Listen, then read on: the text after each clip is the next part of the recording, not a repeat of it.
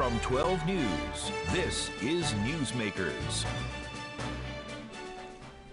Welcome to Newsmakers. I'm Tim White alongside 12 News politics editor Ted Nesi. This week we thought it would be appropriate to talk about supply chain issues in retail shopping, and joining us are two experts. We have Professor Diane McCrohan from Johnson & Wales University and Professor Teresa McCarthy Byrne from Bryant University. Welcome, both of you. Thank you. And we're taping this on a Wednesday, so happy Thanksgiving, 24 hours in advance. So look, Teresa, we're going to start with you. Everyone is freaking out that the gift they ordered won't be here in time for the holidays. There's a significant supply chain issue impacting the global marketplace. First, just sort of walk us through what is going on behind all that and put it into perspective, if you could. Is this among the worst it's been in recent history? Oh, it's absolutely the worst it's been in history, in recent history, certainly. The supply chain issues stem from production shortages, from factory shutdowns, COVID-related shutdowns in China and Vietnam, and then we also have so just as supply is dwindling or is constrained, we have pent-up demand. So demand is increasing, so tremendous supply-demand imbalance. And the increased demand is coming from several things. Some from stimulus money, a lot from increased wages. And then we also have increased savings for those families that aren't traveling or dining out as much. So we've got a lot more cash, expendable cash, and so demand is increasing. And then we've got tremendous port congestions at the major ports, LA and Long Beach, Savannah. So there's we've got where we typically have maybe a one ship wait for a cargo vessel to gain a berth. We've got 60, 70, 80 ships waiting in the harbor to get a berth. I do have one question before we bring in Diane, Teresa, which is I've just been seeing in recent days, I would say, some of the big retailers starting to say, oh, actually, we think our supplies have started to catch up. And I was surprised because we've heard so much about shortages. What do you make of that? Are things catching up just in time for some of these retailers? We are going to see a lot of that. A lot of those goods in the harbor are eventually going to be offloaded and delivered. But a lot of these larger retailers also, they thought in advance that something like this might happen. And so some of the major, certainly Walmart, Target, IKEA, some of the really large retailers. I even know one off-price retailer that collaborated with Dollar Tree, and they chartered their own cargo vessels. So they didn't have to vie for cargo capacity, and so they had the entire capacity of that cargo vessel. Of course, that's only going to work with a larger retailer that can fill up the entire vessel, and they started that months ago, many months ago. So those goods are here.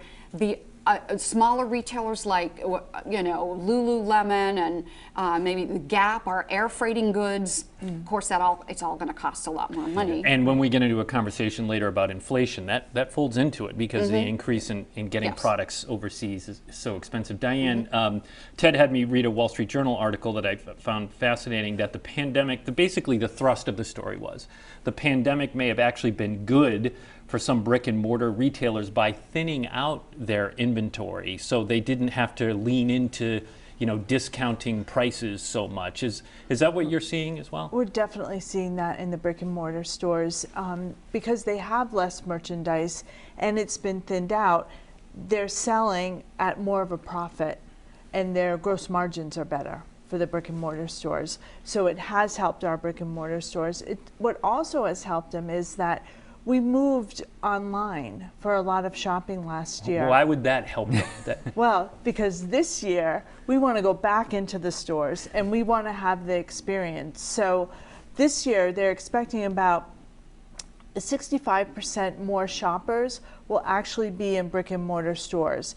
And so we'll still see a lot Just so I get the context, in 2020 or 2019? 2021, we'll see more brick and mortar shoppers as compared to 2020. Okay, yep. So where we stayed away from stores last year, this year we're really looking for the Christmas that we had before COVID And to have that Christmas, we want to go back in the stores and we want to see the holiday decorations and we want to be part of all of that. And so we'll do that by going to these brick and mortar stores. Now, was that, you know, if you're thinking about last Christmas, as you and other experts, as Teresa and others were thinking about what the future was going to hold, I wish I could say post-pandemic, but wherever we are right now as we get into this phase of the pandemic, was the expectation that there'd be a rush back into brick and mortar stores? I know a lot of us felt like, oh, everyone's going to order everything online for the rest of their lives now that we've had this experience. Yeah, I think that everyone really thought that we would just continue to move towards the online retailing, and we are. We're looking at an increase for online retailing as well for this year, but we still have to remember in the whole picture of the dollars, so the NRF, the National Retail Federation, is saying that we'll be at about $850 billion for sales. That's the high estimation for this Christmas season. The online sales are $220 billion, so they're still a part of the whole picture, but they're not the whole picture. And we easily say, oh, everyone's just shopping online. No, you see a lot of cars in parking lots. You see a lot of merchandise in stores. And as Teresa said before, the retailers have planned to get their merchandise in earlier for this year. And you can see, like if you're looking at a Target, there's an awful lot of trailers in their parking lots right now. And that's holding the merchandise. So where we would have had a lot of just continuous truck deliveries in years past, they've put the merchandise, they have the merchandise waiting to put into their stores. Teresa, I saw you quoted in an article a few times. You said it's not just Black Friday anymore, it's Black November. But as we are looking, people watching this at home, it's going to be post-Thanksgiving when people see this. Are they too late?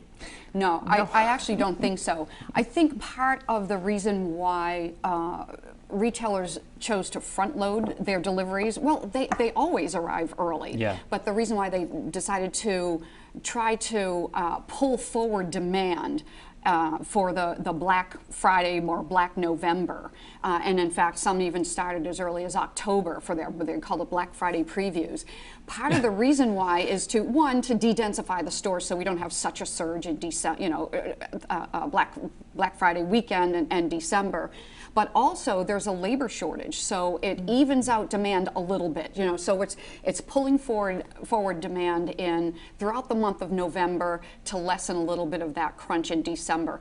And again, these goods, whether planned or otherwise, the goods that are already here versus the goods that are constrained and caught up in the bottlenecks at the ports, they're all going to get here. So even those who wait till the last minute, there's going to be some new goods on the shelves. I think we both have a few friends who are in the mall on Christmas Eve trying to figure out if their wife might like this here. I'm wondering, Teresa, you mentioned earlier, you talked about the things that like a Target, a Walmart, even a Gap or a Lululemon might be able to do. We also know there's many, many independent shops. There's small businesses, small retailers who clearly don't have the buying capacity to negotiate with Asian container freight companies and such. Is it going to be a bit of a haves and have-nots kind of situation here where the smaller players might have a lot more trouble navigating the supply shortage? Do you think it's going to even out across the landscape? If you look at if you look at all these cargo vessels in queue waiting to get their goods offloaded, we're talking about something like 250 containers worth of goods sitting and waiting. And so those are spread across a lot of retailers. It's not just the small retailers, but the smaller retailers, yes, are going to be hurt more than those that had the cash flow to buy goods so far in advance and charter their own vessels to bring them here. So the smaller retailers don't have that cash flow and they don't have the negotiating power. So probably going to get their goods later than others, but I think the goods are still going to come in, and so even smaller retailers will have goods available for sale. I've shopped at a few of them just to see what's in there, and they still have goods on the shelves. So it's still going to be a good, what do they call it? Small local shopping. Shop local, Shop local Saturday, local. right? I was going to say, just to add on to that, also many of our small stores also source locally. So they're sourcing, from within the United States or even within their state for many of their the products that they are selling. So they will have those products as well. So in that case, they'll be able to look at that, and and they have bought again from within the United States as well, and been able to get their product into their stores. Well, on the second half, we're going to be talking about sourcing locally for food, and that does bring up something that's on everyone's mind. Diane, my grocery bill is comically large right now, and I think, Teresa, you said at the beginning of the program, that people's wages have increased, and sure, maybe, but I don't think people's wages have increased, 6%, which is what we're seeing for inflation right now. Is my grocery bill the new reality? Your grocery bill is the new reality. At least for the next year, your grocery bill is the new reality. And for right now, consumers are absorbing that. So we're not expecting that consumers are going to spend less for Christmas. We're expecting they're going to spend more for Christmas. And they are absorbing those higher costs. Yeah, but not all consumers can absorb those costs. But not all consumers can. And I also saw that people using credit has also increased. This Thanksgiving is supposed to be the most expensive Thanksgiving on record because of the food increases. So there is this is our new reality. Right now, there's not any time, it's not coming soon that we're going to get out of this inflation that we're in. Retailers are trying to do a few things to offset their cost increases so that they don't have to pass it all on to the consumers. So what you're going to find is what they call SKU rationalization. So you'll have... That's SKU, the little thing on that.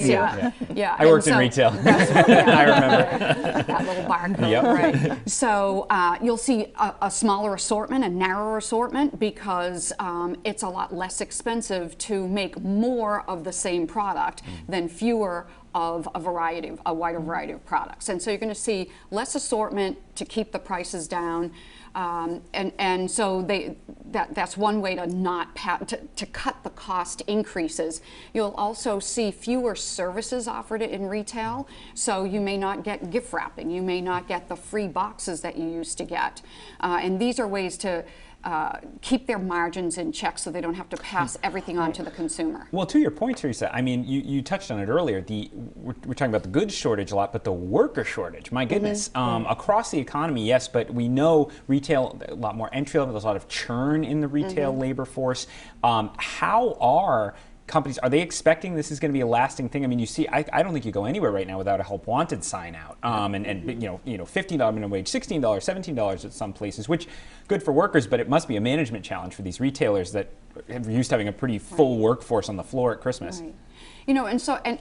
And you've got, in the retail store, you've got the workers doing double duty because a lot of the e-commerce fulfillment is occurring in the stores. So you've got employees. I was at a Target this weekend, and there was a staff of people, they're all wearing reflective vests because they're going out and picking and packing orders and then going out for curbside delivery, BOPACs, right? Buy online, pick up at curbside. And so you've got that staff to manage, and then the few that are left are dealing with the in-store customers. Or sometimes not being very nice by all reports with the fewer staff around. Right. That has definitely been a problem. And also, Christmas and Christmas staff has always been a stress point for retailers. It always has, because you want to bring the staff in. When your sales are increasing, they don't have the training that they really need to deal with the big influx of customers coming into the store, and they easily get frustrated and then they leave rather quickly. And this year they might leave even quicker because there's less patience, on both sides of the counter. There's less patience. Yeah, I remember working Black Friday at the Providence Place Mall at Borders, RIP Borders, and that was quite a tough day for the newbies to figure out with the amount of people in the store. It always was. I would find when I worked at Filene's, sometimes on the Black Friday day, you would find the people that you just hired in the food court, and they were like, nah, no more. They're tapped out. Yeah. I remember Filene's. All right, look, we have to go to a break, but I'd be remiss if I didn't ask you guys about CVS, a major employer in Rhode Island, based in Woonsocket. They announced they're planning to close 900 stores, obviously, across the globe. What was your reaction to that, I guess, Diane, when you heard that news, and what does it mean? Well, when I first heard the news, I honestly wasn't surprised. How come? Because first of all, CVS really grew through acquisitions. So they acquired a lot of pharmacies, and they had, which made them have a lot of CVSs within the same area. So that was one problem, that you knew that there would need to be a thinning out at some point of all of their locations. Also, they're changing. You know, they're not just that, you know, quick stop in for makeup or candy or soda.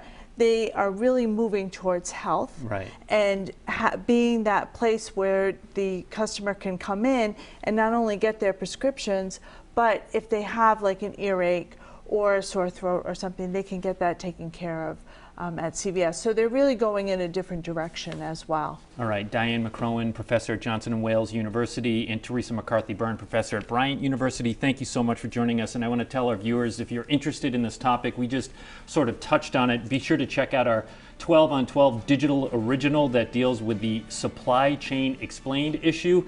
Make sure you catch that on WPRI.com. When we come back, this is a big week for food, as we discussed.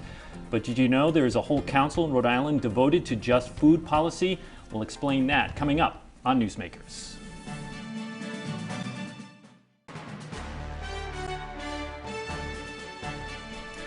Welcome back to Newsmakers. I'm Tim White, alongside 12 News Politics editor Ted Nesi. Joining us on the second half, we have Jazandra Barros, co-chair of the Rhode Island Food Policy Council, and Nessa Richman, who is the network director of the council. Nessa, for people at home, how would you explain to them what the Rhode Island Food Policy Council is?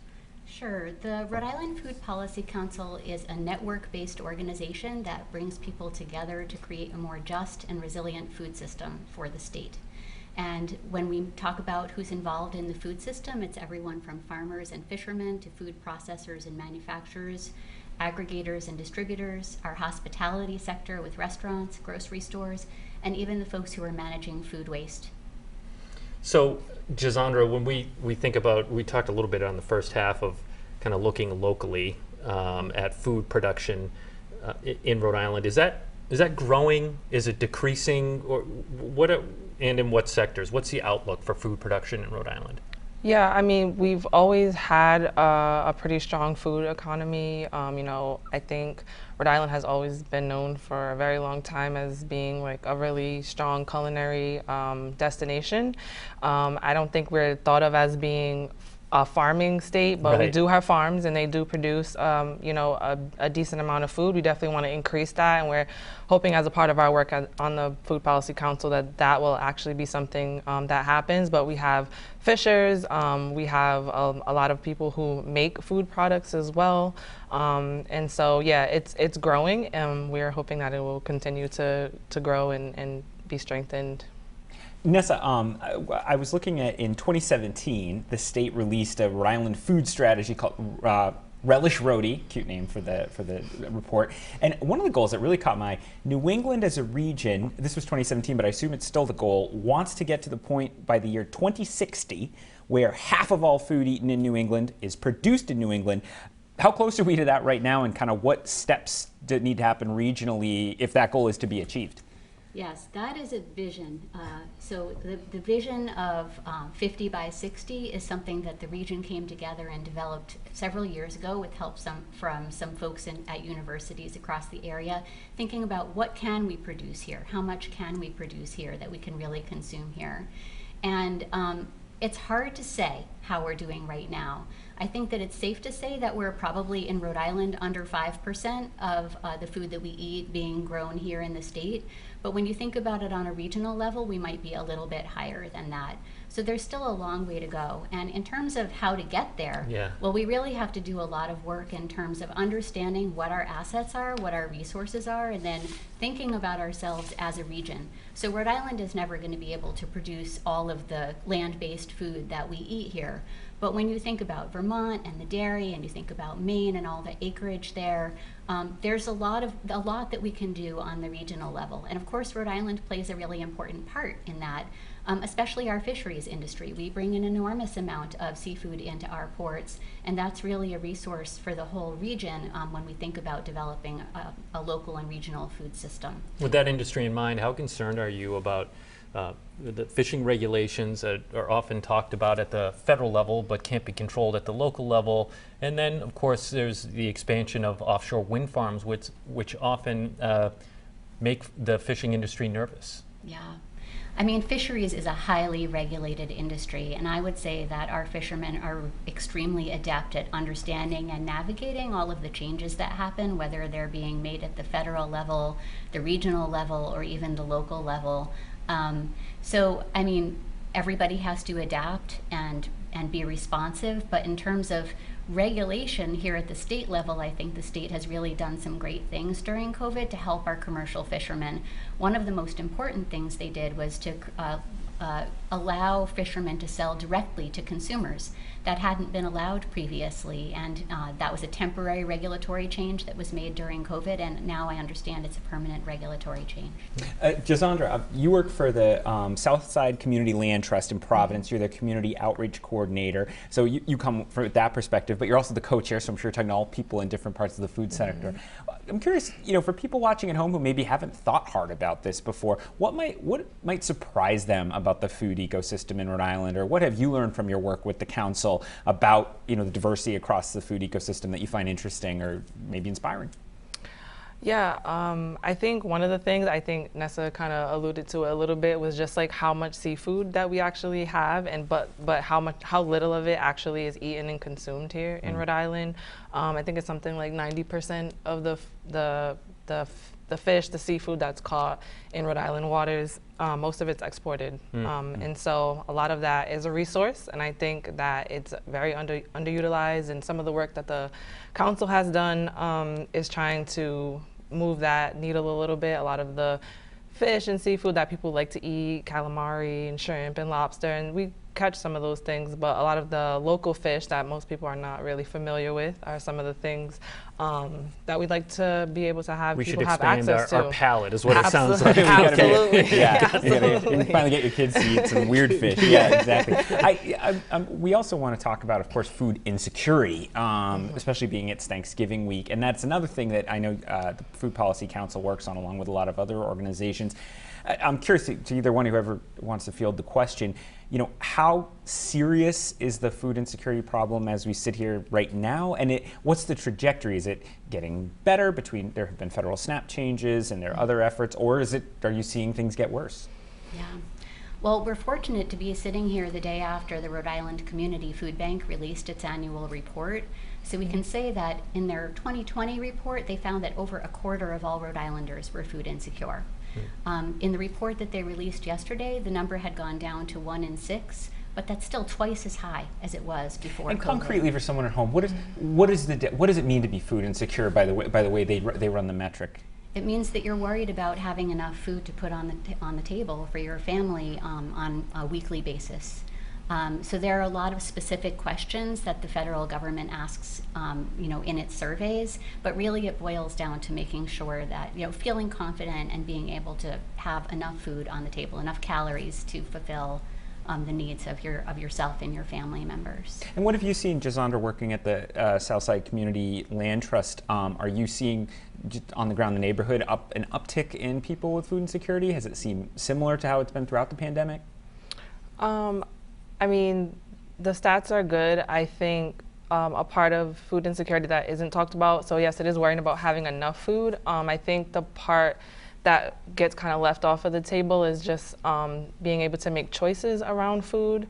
So you might be able to get food, but it might not be the kind or the amount that you want and need for your family. And so I've seen, gratefully not personally, but I know that there are a lot of folks who, like fresh produce, like that continues to be a challenge, and that's part of like the food insecurity piece that we're trying to address, is that like people want fresh fruits and vegetables, they want to feed it to their families, and the work that we do is really around like how do we make sure that people have access to that, and that it's affordable.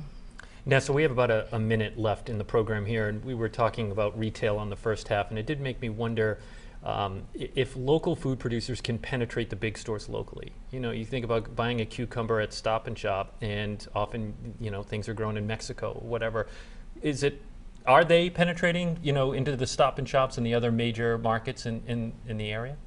Well, I think that really depends on who the buyers are for the stores and the relationships that they have, with the producers. So we do have some significant, sizable producers here in Rhode Island, and they build relationships, and that's why in season you will see local corn and you'll see local apples maybe when you go in right now. But we don't produce, we don't have produce all year round. We have the winter season when things get really reduced and have to be grown in hoop houses and other types of greenhouses. So, I think when you get outside of the big grocery stores, then you can go to the smaller stores, and that's where you can really find those direct relationships with producers and even with farmers themselves. Nessa, Richman, Jazandra, Barros, thank you so much for joining us. Happy Thanksgiving, everyone. We'll see you next week on News.